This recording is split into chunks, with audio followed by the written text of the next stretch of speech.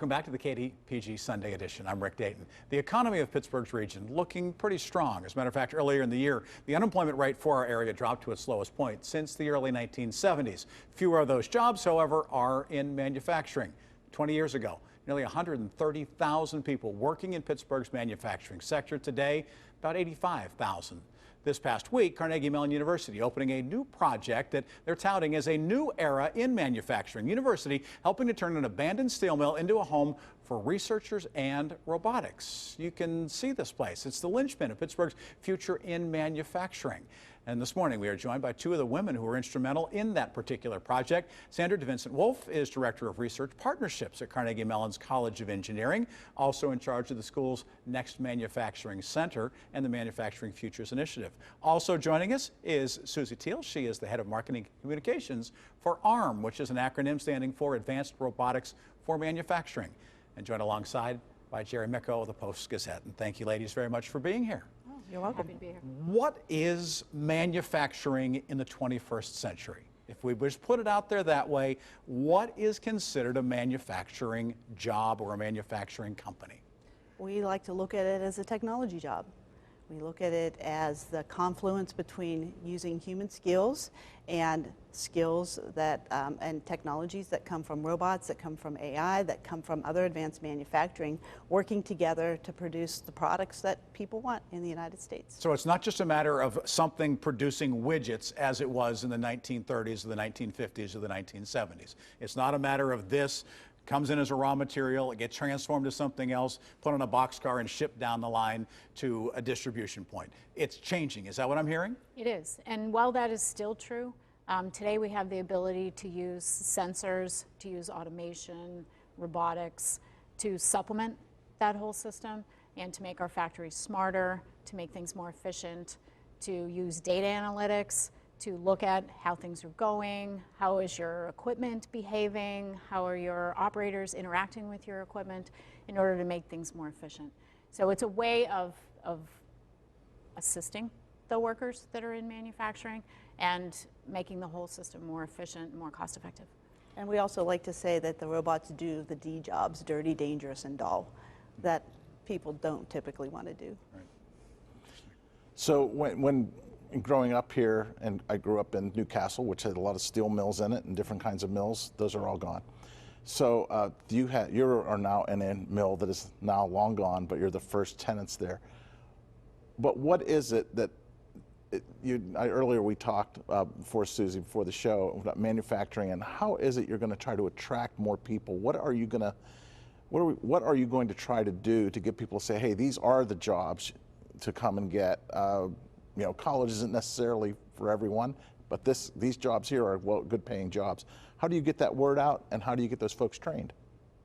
So there are a number of initiatives across the United States that are focused specifically on that. At ARM, we do fund projects that focus in that area. We fund projects such as veterans helping other veterans. So we have a project that we're working on where we're teaching veterans how to use robots in construction so that they can get construction jobs.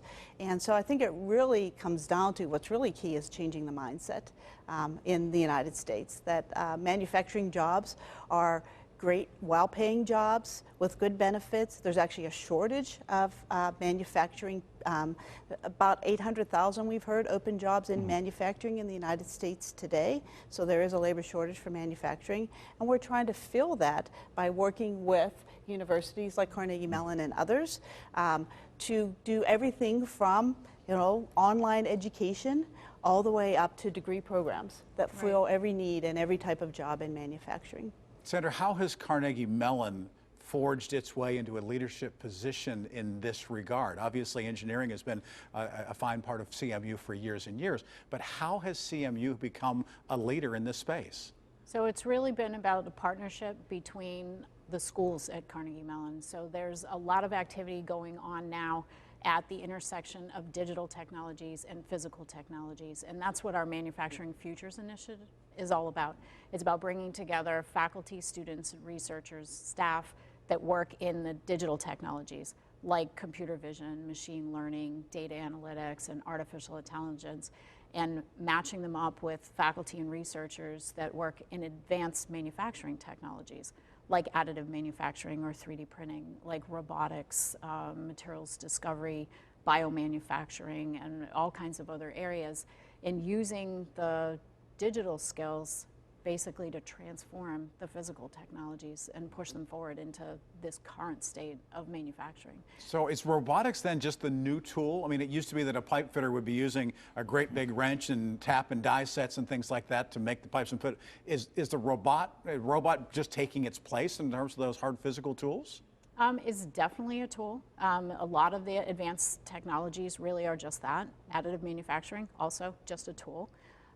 Just like a machine tool would be. But what the robotics and automation allows, as Susie was explaining, is to augment the worker. It's not so much to replace the worker, except for perhaps in cases where it's dangerous, places where you might have to go to rescue someone or in a nuclear power plant to do inspection. But there are also a lot of ways that robotics and automation can supplement workers. Robotics is not just robots. It's sensing, it's automation, it's basically making things more efficient. So how do you change the mindset? Because I mean, look, I'm a parent, I have 2 kids, I send them off to college. One's going to be an attorney, so one's going to work not in manufacturing, but in retail. So how do you change the mindset? When people think manufacturing, they often think big, dirty, tough, blue collar, this is what we do in Pittsburgh. Right. But this is completely different. This takes a different kind of mindset, different kind of training, everything else. How do you change that mindset? I think first and foremost, you get kids involved early in things like robotics programs. For instance, Carnegie Mellons sponsors a Girls of Steel program that is focused pretty much down into the grade school level, right, of girls focused in robotics. And so I think you take that opportunity to approach kids when they're very young. Kids like to do things with their hands. They like to build, they like to create, they like to see end results of that. And the more programs that are available as early as grade school up through high school that expose kids to those types of opportunities, right, to make things, to be involved with programming things that make things, right, gets them excited. And we're definitely starting to see that happen around the country. More and more schools have STEM programs and are focused in that area. And I was going to follow that up with, are you getting what you want, or at least working with school districts and manufacturing, the companies who do this, are you getting what you want from them? Is that dynamic that we train and then we educate, and then the companies come in and say, hey, we want to help you because we want those workers? Oh, definitely. So I've seen a tremendous increase in the number of companies that approach us that are interested in what are we doing in manufacturing. They want to come in and they want to meet with different faculty and heads of centers and learn about all the different types of ways we might be able to help them. I probably meet with 80 different companies a year, all in the manufacturing space. And in this past year, I would say it's tripled, probably, the interest in manufacturing. And so it's companies, your car companies, it's your aerospace companies, but it's all your tech companies, it's even food and distribution companies that need help with warehousing and how to handle inventory. There's just a tremendous amount of interest in engaging in the intellectual capital that we have at the university to help them, whether it's hiring or whether it's improving their processes. So is this another renaissance for Pittsburgh? Are we in a situation now where the eds and meds is transferring and changing back to, we're coming right off the heels of Labor Day this past week. Right. Are we going back to a system now where an old steel plant is being used for manufacturing in a different way? Are we transferring from a service industry back to a manufacturing type of an industry or economy? Are we there yet? I think what we're attempting to do at Mill 19 is really show the possibilities of what you can do with advanced manufacturing. That's really the goal of the facility. And so that will be through research projects that Carnegie Mellon runs, through research projects that we do with our 200+ members across the United States, and to really show what's possible, what's new and what's next, and to allow to do real life projects there, right, that demonstrate the value of using these advanced technologies like AI and manufacturing.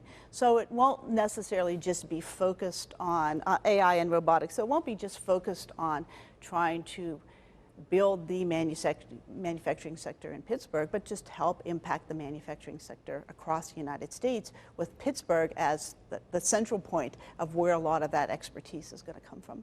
How important is it to have a space like what you have down along the river? How awesome is that? It is awesome. It's fantastic. And not just because it looks really cool. It does. Right, it really does. So for us at Carnegie Mellon, it's really allowing us to expand our activities and to do them on a grander scale. We have, as you know, we're kind of landlocked as an urban campus, so we only have so much room to grow, and our labs are already at capacity. And so this allows us to expand our activities more on an industrial scale. We would really like to work hand in hand with industry partners, especially down there, to help them learn more about, optimize advanced technologies, de-risk them for them so that then they can take them back into their factories. And this will really allow us the space and the opportunity to do that.